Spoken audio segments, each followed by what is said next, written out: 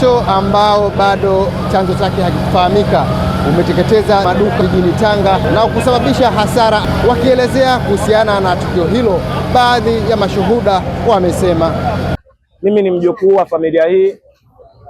Mnamo kama saa moja mimi nilikuja hapa nikaja kusalimia familia na kutoka kibaruani kwangu nikaenda nyumbani. Muda si mrefu nikapigiwa simu nikaambiwa kwamba nyumba imeshika moto, nyumba inaungua.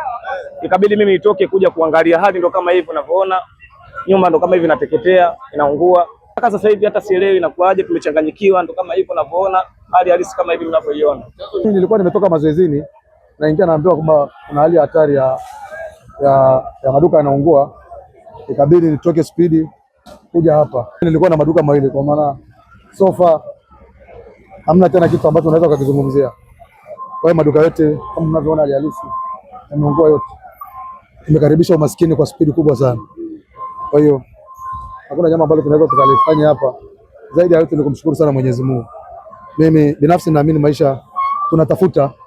Sasa actually nilikuja Tanga sina chochote, nikapatia hivi hapa. Kwa hiyo naamini kwamba vitapatikana kwa mifumo mingine endapo Mwenyezi Mungu atataka iwe hivyo.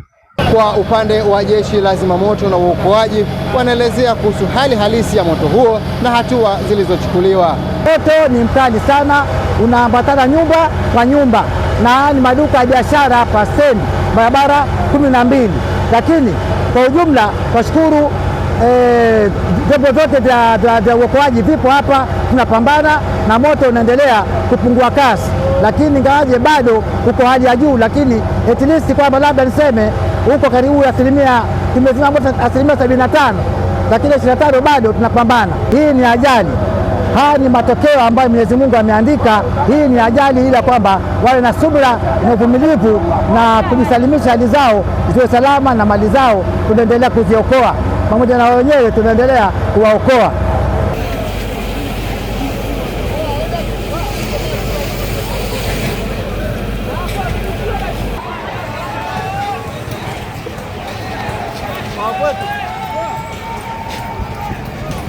Kutoka hapa jijini Tanga, Rajabu Athmani.